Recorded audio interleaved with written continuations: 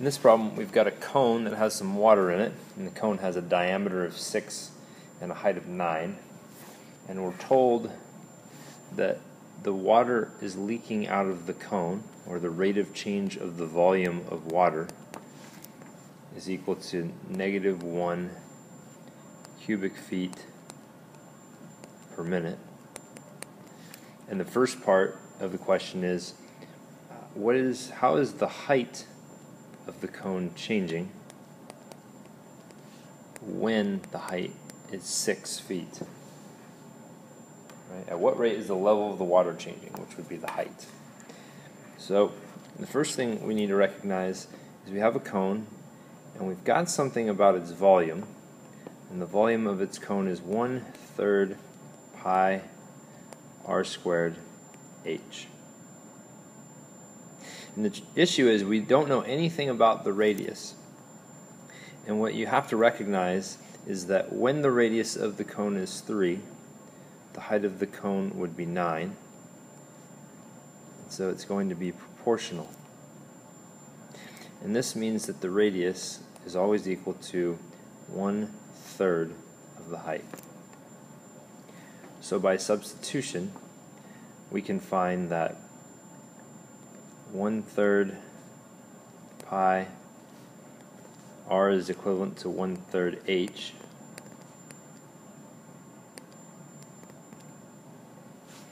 and that the volume in terms of just h would be 1/27 pi h cubed. And this is great because now we can take the derivative of the volume with respect to time, and we would know that dv dt equals 1/9 pi h squared times dh dt, which is the one thing we want to know. We want to know what's going on when the rate of change of the volume is -1, and specifically when the height is 6. And so h squared would be 36 in this case.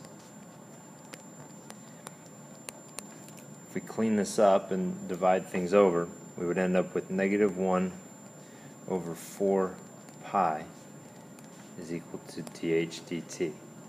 So that would be the rate of change of the height, and the units on that would be feet per minute.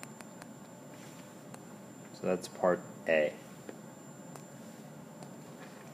Now, question B asks us, what is the rate of change of the radius? So we want to know, what is dr dt when the height is 6?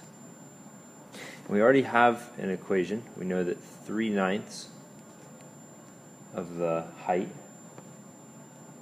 is equal to the radius, or the height is equal to 3 times the radius.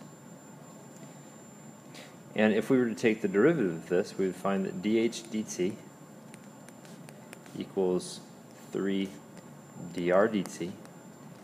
And in the previous part A, we found that when the height was 6 feet, dh dt was -1/4 pi.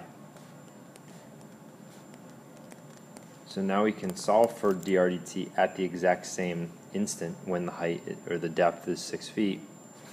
We would find that -1/12 pi, and this would again be feet per minute, is the rate of change of the radius when the depth of the water is 6 feet. In part C, we want to know, if the tank was full at t equals 0, what is the rate of the water changing when t is 6 minutes into the process? So our volume is equal to 1/3 pi r squared h, and when t equals 0, the radius would be 3, and the height would be 9. So the volume initially is 27 pi.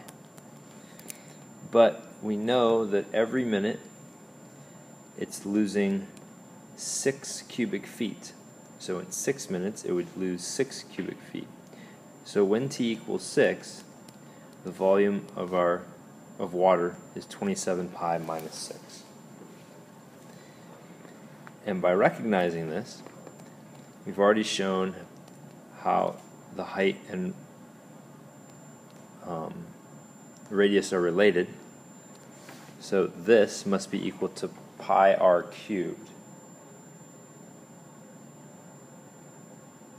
And because this must be equal to pi r cubed, if you're not sure where that's coming from, 1/3 pi r squared h is the volume, but we know that r is 1/3 of the height, or the height is equal to 3 times r.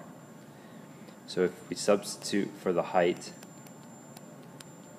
3r and simplify, we would end up here.